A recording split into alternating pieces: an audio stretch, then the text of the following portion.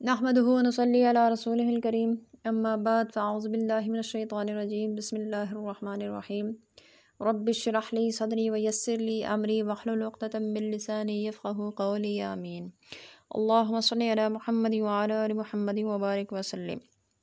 قرآن مجید کا لفظی ترجمہ اور مختصر تفسیر کے سلسلے کا آج ہمارا 19واں سبق ہے، تو چلے شروع کرتے ہیں آج کا سبق سورہ بقرہ کی آیت نمبر 115 سے۔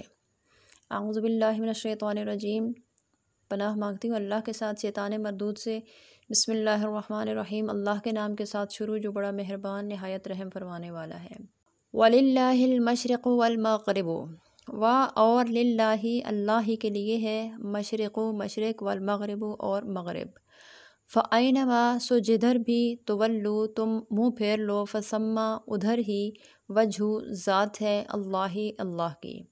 ان اللہ بے شک اللہ تعالیٰ واسع وسعت والا علیم علم والا ہے۔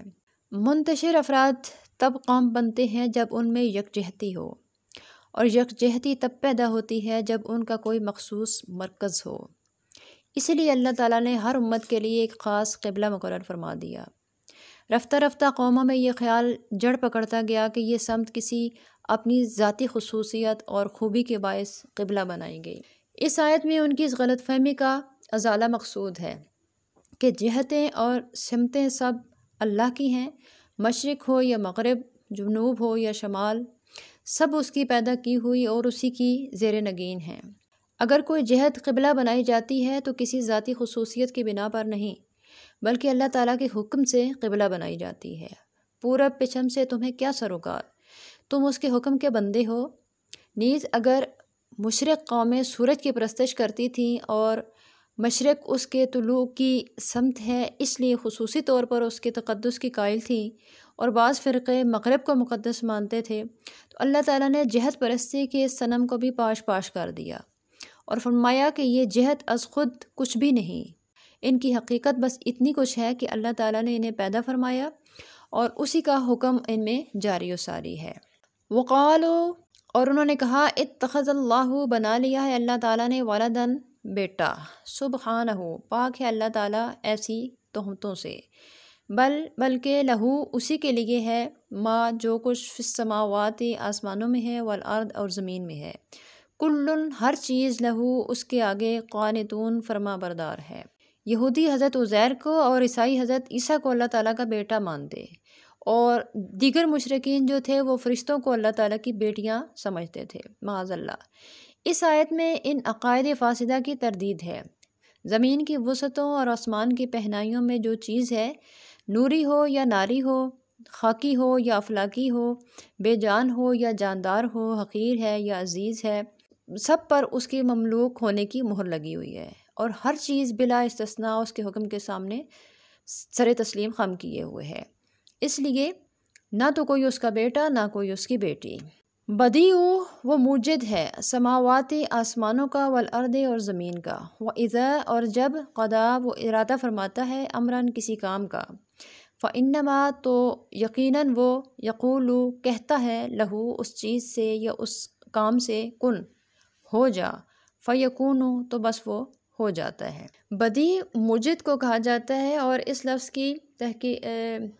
لفظ کی تشریح کرتے ہوئے مفسرین لکھتے ہیں کہ نیست سے ہست کرنے، عدم محض سے موجود کرنے کو عربی میں ابداع کہتے ہیں، یعنی نہ پہلے اس کا کوئی مادہ ہو، نہ نمونہ، اور نہ بنانے کی ہے، اور نہ ہی اس کو بنانے کی آلات موجود ہوں۔ اس ایک لفظ سے رد ہو گیا ان لوگوں کا، مثلا آریہ سماجی وغیرہ، جو کہتے ہیں کہ روح بھی ہمیشہ سے موجود ہے اور مادہ بھی۔ تو اللہ تعالیٰ نے زیادہ سے زیادہ صرف یہ کیا کہ ایک ماہر کاریگر کی طرح مادے کے مختلف اجزاء کو ایک خاص تناسب سے باہم ملا دیا، اور رنگا رنگ چیزیں نمودار ہو گئیں۔ قرآن اعلان کرتا ہے کہ اللہ تعالیٰ صرف صانع ہی نہیں بلکہ بدیع بھی ہے، یعنی اس نے آسمان اور زمین کو محض اپنے ارادہ سے بغیر کسی سابق مادے کے پیدا فرمایا ہے۔ وقال الذین، اور کہا ان لوگوں نے، لا یعلمون، جو کچھ نہیں جانتے تھے، لولا، کیوں نہیں، یکلمنا، کلام کرتا ہم سے، اللہ خود، او یا تأتینا، کیوں نہیں آتی، ہمارے پاس آیتن کوئی اس کی نشانی۔ کذالکا اسی طرح قالا کہا تھا الذین ان لوگوں نے من قبلہم جو ان سے پہلے گزر چکے ہیں، مثلا قولہم انہی جیسی بات، تشابہت ملتے جلتے ہیں قلوبہم ان سب کے دل، قد بے شک بینا بیان کر دیے ہم نے آیات نشانیاں، لقوم اس قوم کے لیے یوقنون جو یقین رکھتی ہو۔ یہاں سے حضور کریم صلی اللہ علیہ وسلم کی دلجوئی مقصود ہے کہ اگر یہ کافر روشن معجزات اور واضح دلائل کے باوجود آپ پر ایمان نہیں لاتے تو یہ کوئی نئی بات نہیں جس سے آپ دلگیر ہوں، بلکہ یہ تو ہمیشہ سے ایسے ہی کرتے چلے آ رہے ہیں۔ گزشتہ انبیاء کے ساتھ بھی انہوں نے ایسا ہی کیا، روشن معجزات دیکھیے، اس کے باوجود ان کا انکار ہی کیا، ان کو جھٹلایا ہی، اور ان سب کے دل ایک جیسے ہیں۔ اور اللہ تعالیٰ کی نشانیاں اور اس کے رسولوں کے لائے ہوئے معجزات وہ تو ان قوموں کو فائدہ دیتے ہیں جو یقین رکھتی ہوں۔ یہ تو ایسی قوم ہے کہ جو کسی بات کا یقین ہی نہیں کرتی، تو اس لیے آپ ان کی باتوں سے پریشان مت ہوا کریں۔ ہمارا آج کا سبق یہاں پر ختم ہوا۔ ہمارے اس چینل کے اوپر سوال و جواب کا سلسلہ بھی جاری ہے۔ اگر آپ کے ذہن میں کوئی فقہی مسئلہ، کوئی سوال ہو تو آپ ویڈیو کے کمنٹ میں لکھیے، انشاءاللہ تعالیٰ آپ کو قرآن و سنت کی روشنی میں اس کا جواب دیا جائے گا۔